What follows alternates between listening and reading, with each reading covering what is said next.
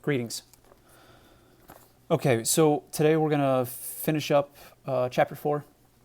This has been a very long chapter. Um, Again, we're going to have a test next week, and I'm going to work on making the test tonight, hopefully. So I should have something like a study guide to you by the end of the weekend, and we'll go from there. Okay, so we're starting on page 145 with the Last Supper. Now, had I realized that this section, like the final part of this chapter really, was what it is, we would have done it a little earlier, before Easter, because that would have been good timing. So I apologize for the repetition, but it is stuff worth repeating. Okay, so starting with the Last Supper. Now this, as we know, was a celebration of Passover with Jesus and his apostles in the upper room. And I'm pretty sure, I don't know, I think it's maybe Latin. The word cenacle means upper room. But it's also referred to as like a prayer group. It's like a Marian prayer group, I think.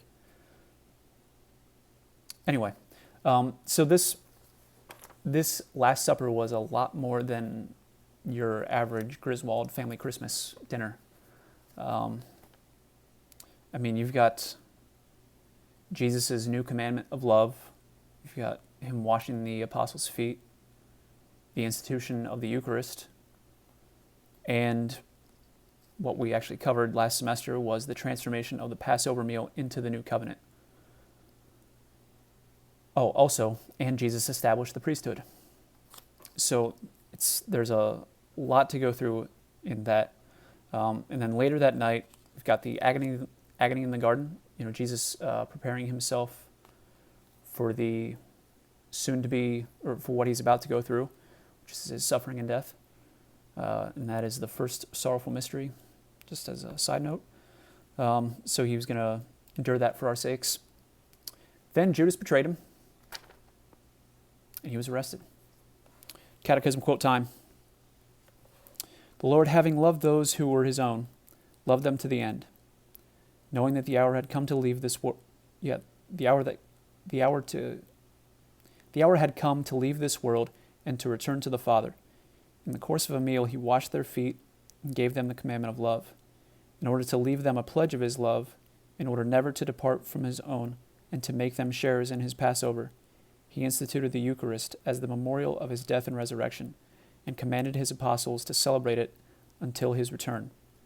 Thereby he constituted them as priests of the New Testament. So that's a nice summary of what I just said. Clean canteen.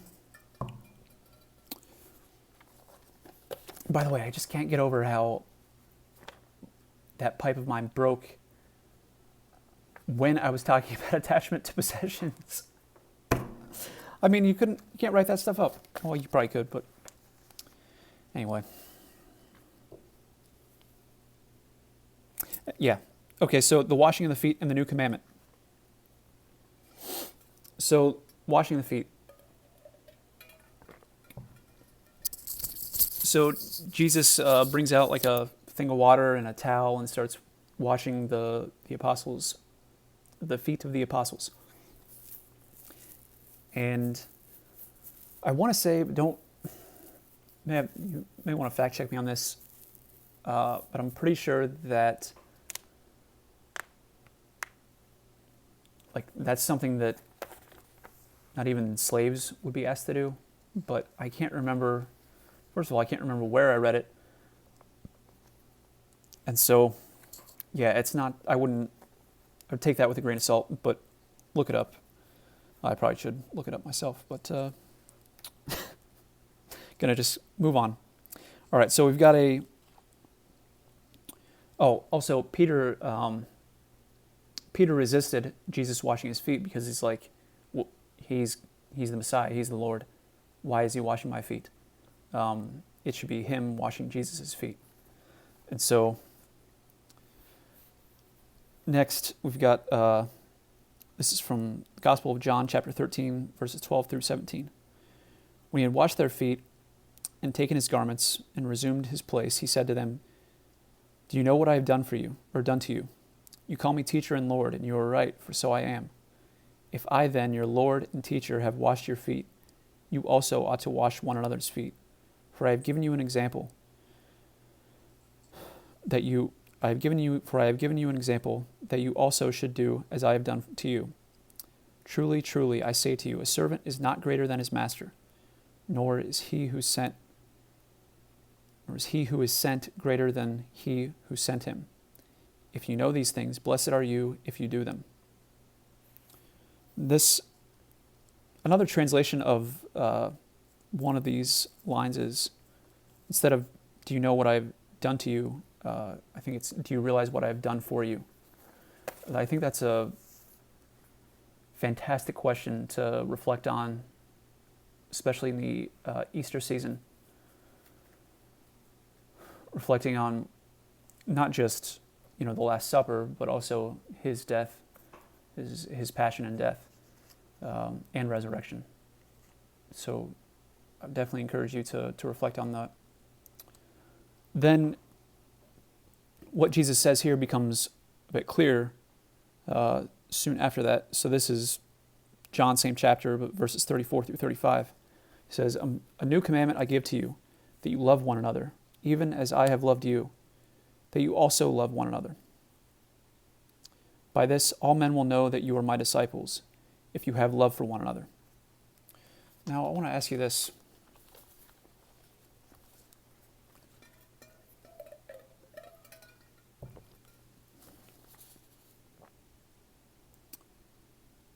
How many people do you think have left the church or rejected Christianity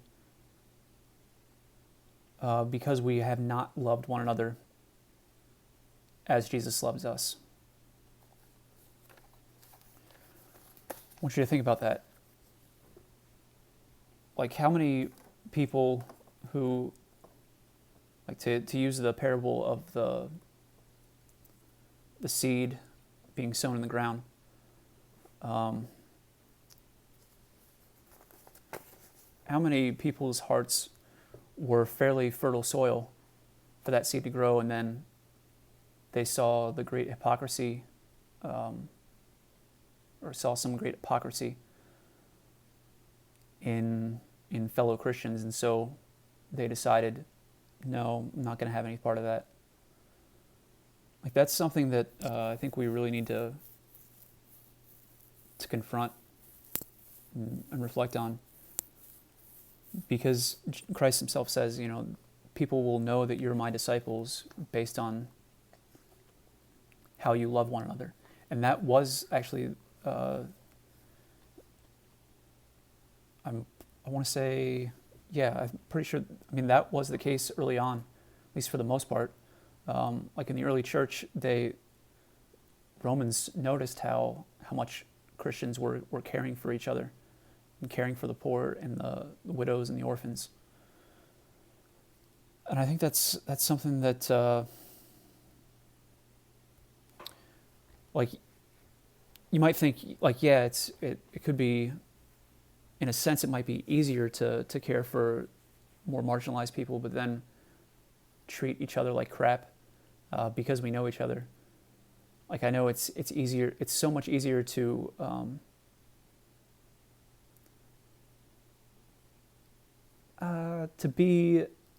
put on like a nice, polite, respectful face when you're with strangers, but then you just kind of let loose at home because you're not really self-conscious anymore. You're not. You're stuck together, so you might as well just let somebody have it or something like that. So I think that's something all of us need to work on. All right, so now on to page 146. So the new commandment takes the greatest commandment one step further. So the greatest commandment, is about loving God and loving neighbor. Uh, but it isn't just love thy neighbor anymore. It's actually love your neighbor and God as Jesus loves you. In other words, be willing to die for one another. Now, I wonder, this is speculation on my part, meaning I'm not actually speaking from like legit knowledge, I'm just kind of thinking out loud. But I wonder if that's hard for us to grasp, like in a first world country, or maybe not even that, but just in as people who have not like been to war. Like I bet soldiers have an amazing understanding of that type of experience of being willing to die for one another, because I mean, chances are we're not going to have to do that, at least hopefully. Like we're not going to be put to the test in that way. So I don't know. I'm just wondering. All right, now on to the Eucharist. So in Jesus' public ministry, there was a lot that foreshadowed the Eucharist. For example, you've got the multiplication of loaves and fish. You've got Jesus changing water into wine. Jesus preached about the heavenly banquet and the need for new wine. And the most powerful of all of them is Jesus calling himself the bread of life and the living bread, who must be eaten if one is to have eternal life. He says, this is also from the Gospel of John, I am the bread of life. Your fathers ate the manna in the wilderness and they died. This is the bread which comes down from heaven, that a man may eat of it and not die. I am the living bread which came down from heaven. If anyone eats of this bread, he will live forever. And the bread which I shall give for the life of the world is my flesh. The Jews then disputed amongst themselves, saying, how can this man give us his flesh to eat? So Jesus said to them, truly, truly, I say to you, unless you eat the flesh of the Son of Man and drink his blood, you have no life in you.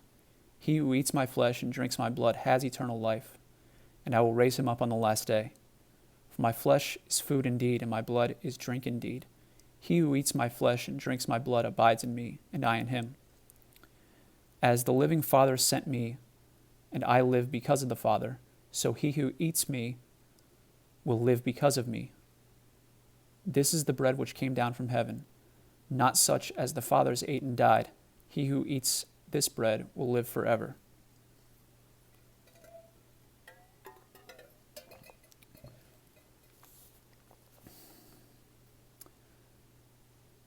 Now, before I kind of want to bring something else up. So to share a meal with someone at that time was like a really significant thing. Like you wouldn't typically eat together with people that you didn't know and trust.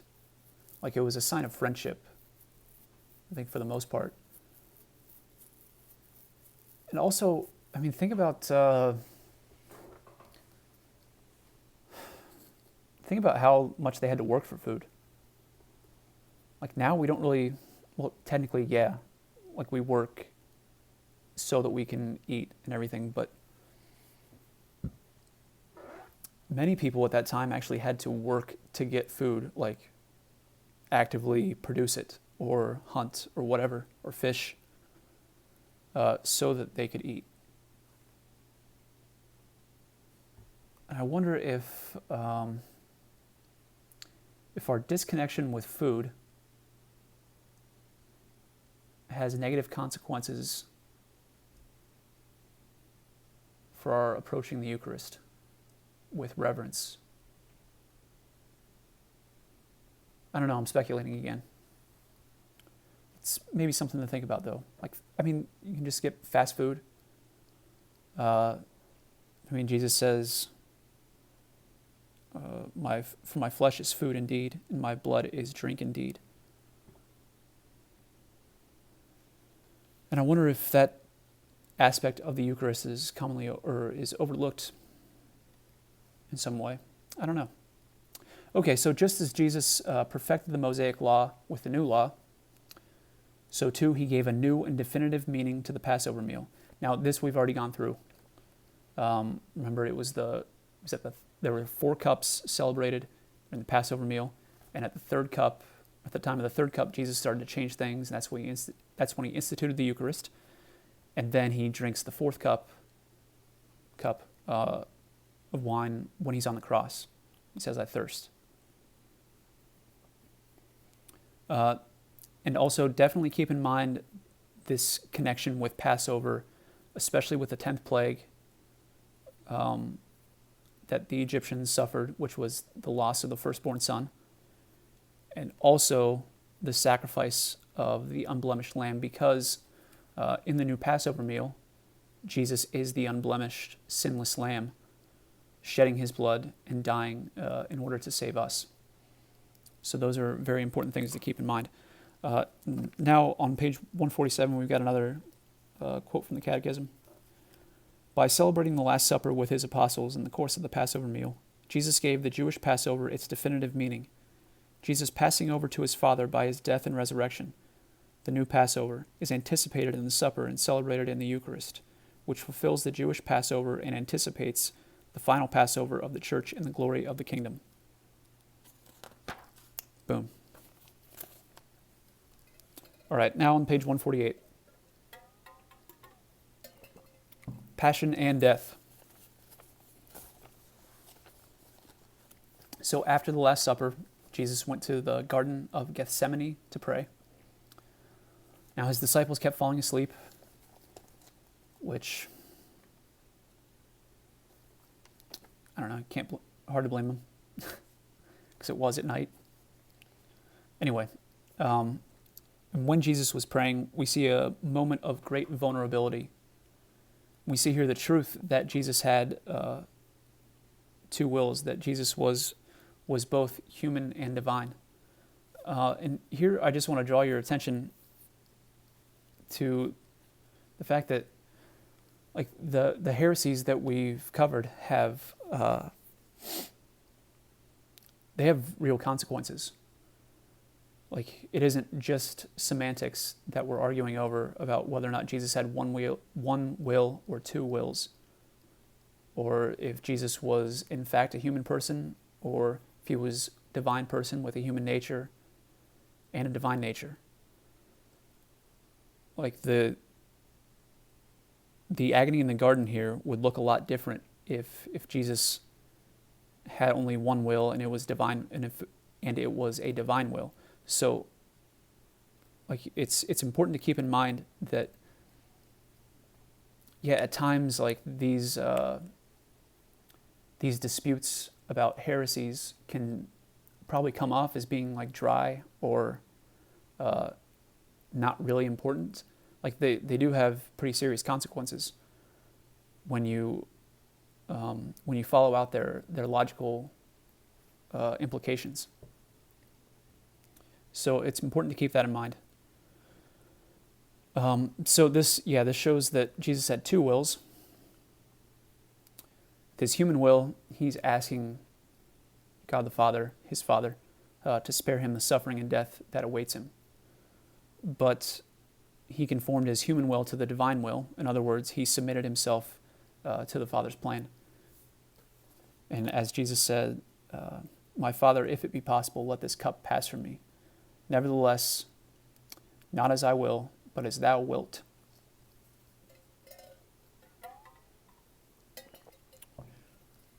Sorry, I'm thirsty.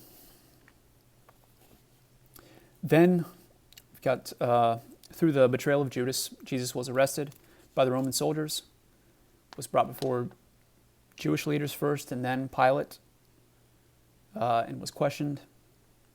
And here we get a snippet of that also from Gospel of John, chapter 18, verses 33 through 38, and this is on page 148 and 149.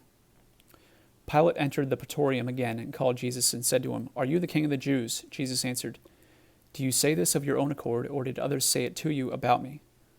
Pilate answered, "Am I a Jew? Your own nation and the chief priests have handed you over to me. What have you done?" Jesus answered, "My kingship is not of this world. If my kingship were of this world, my servants would fight, that I might not be handed over to the Jews. But my kingship is not from this world. Pilate said to him, So you are a king? Jesus answered, You say that I am a king. For this I was born, and for this I have come into the world, to bear witness to the truth. Everyone who is of the truth hears my voice. Pilate said to him, What is truth? Or qui est veritas?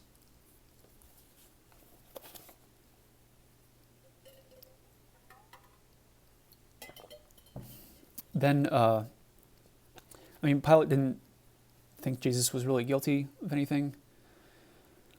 So he had him scourged in hopes of pacifying the Jews that were trying to get him to be crucified. But scourging that's also the second sorrowful mystery. It's not a mere whipping. Well, I don't mean to say that like whipping is bad, or whipping is not that bad. That's what I meant to say. That's not what I meant to say. But scourging is a lot more bloody and vicious than whipping. As the Passion of the Christ shows, or the movie Passion of the Christ, like the scourges it's like whips with sharp things attached to the ends of the whip.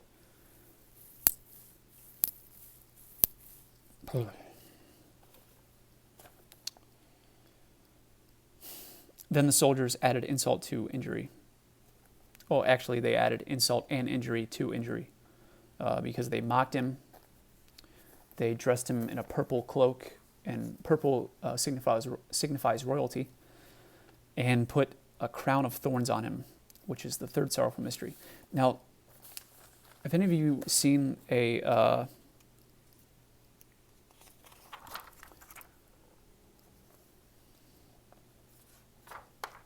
any of you seen like a more, I think it's a honey locust tree, but they're not really found too often in like neighborhoods. The honey locusts you see in neighborhoods don't have these thorns on them, but the ones kind of like in forests do. I think I've heard that some people think that those thorns were like a defense against giant sloths. Who knows? But anyway, like if you see those thorns, they are freaking huge. And so when we're talking about like a crown of thorns, we're not talking about like thorns from like a raspberry bush or a rose bush wrapped in a crown. It's like those are sharp and that would hurt, but they're pretty tiny. Like the thorns we're talking about they're pretty serious. Like some of the thorns you'd see on a honey locust, they're like 1 to 2 inches in length. They're not to be trifled with. All right, so then Jesus was crucified, which we skipped the carrying the cross, which is the fourth sorrowful mystery, and then the crucifixion, that's the fifth. And Pilate had Jesus of Nazareth, King of the Jews, inscribed on Jesus' cross. Excuse me. So he died on the cross, and then he was placed in a tomb. The tomb was sealed by a large stone and placed under a Roman guard. And when Jesus died, his human soul, which is united to his divine person. And remember, the person, we're talking about who, nature is what. So in his human soul united to his divine person, the dead Christ went to the realm of the dead. And he opened up the gates of heaven for the souls of the just who had died before him.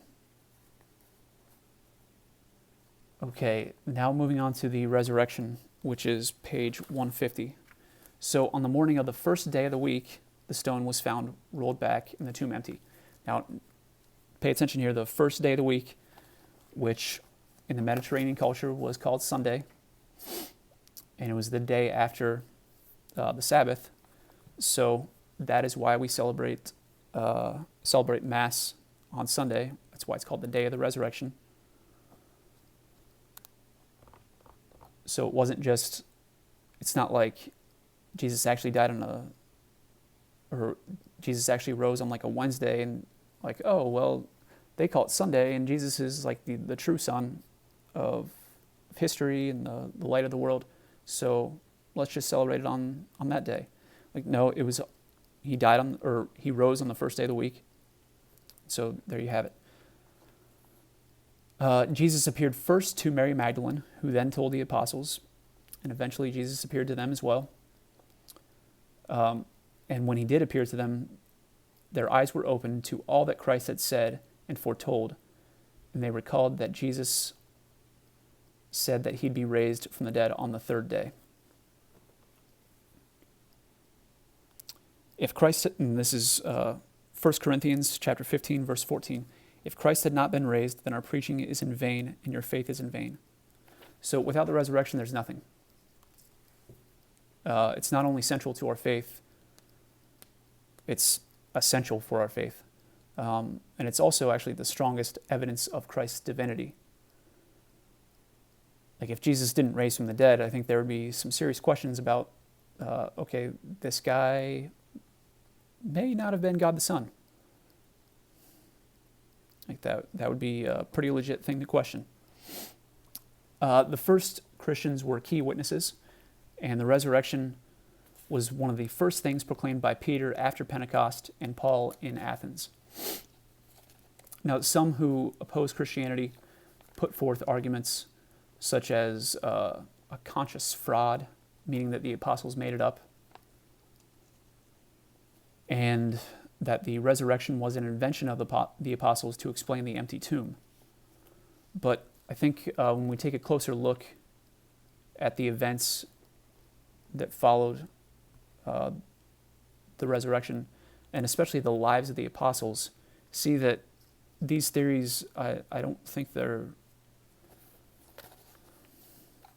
they have some holes, I'll put it that way.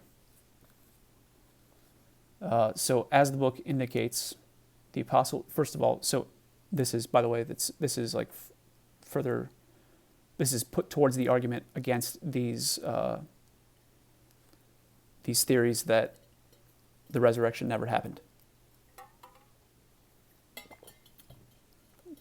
So the apostles were not quick to believe.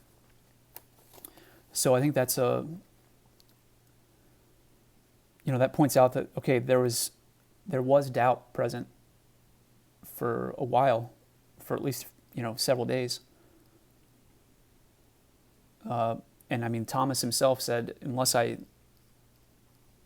put my finger in his wounds, I'm not going to believe. And then Thomas ended up believing and actually dying for the faith. And that brings us to the second. And I think this is the strongest response to those theories. The apostles went from fear to courage. They went so far, like they were behind locked doors first, like right after the death of Christ. And they're hiding, and they're scared.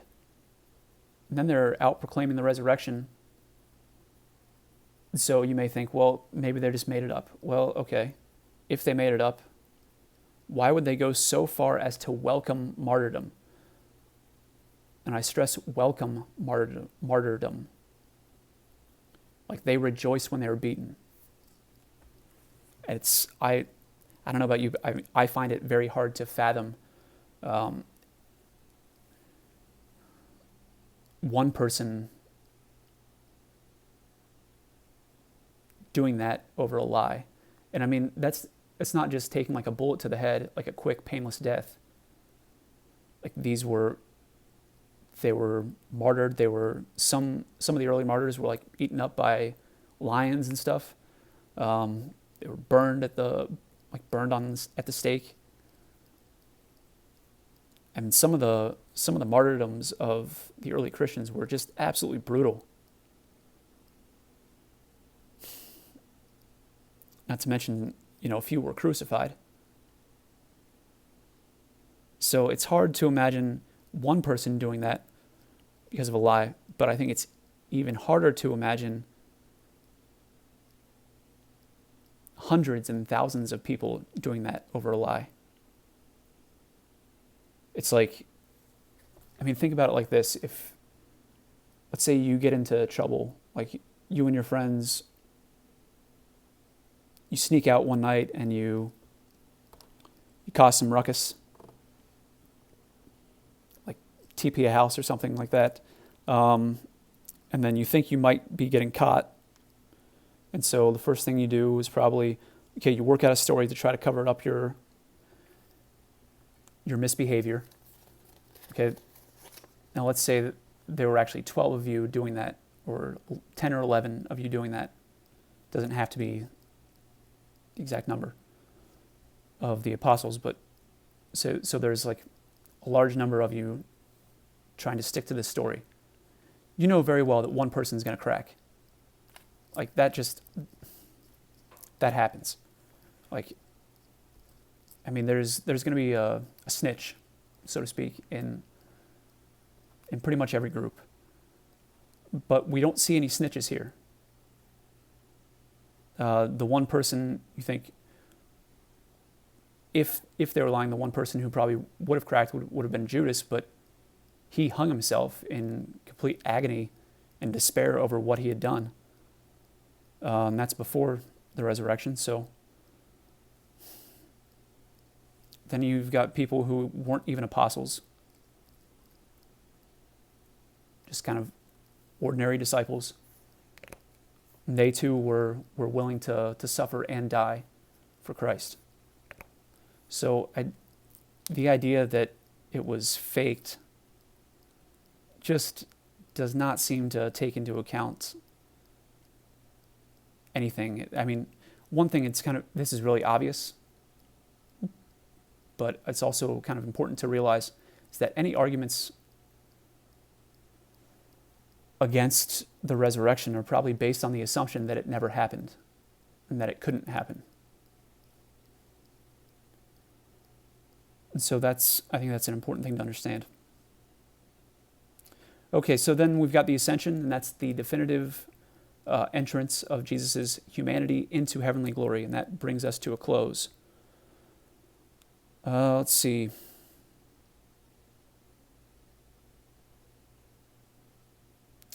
Yeah, that brings us to a close. So I'll leave you with that. You're probably going to have some homework before the test. I'm going to look through the teacher's book and see if there's a good assignment laid out in there for you that isn't simply just answering the questions at the back of the chapter.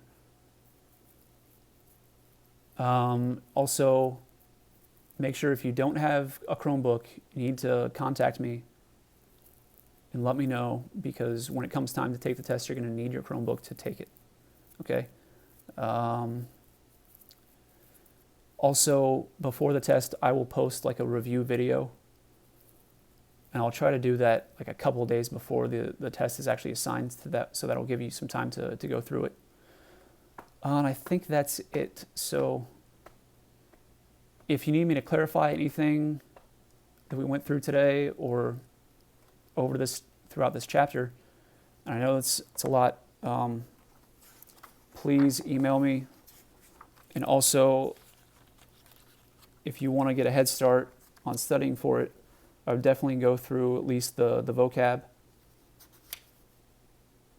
and review your notes, because there's a decent amount of vocab words. I mean, some of them are pretty obvious, especially if you've gone to Catholic schools like your whole life. So, but some might be easy to confuse with others. All right, so with that, I'll leave you. Have a lovely evening.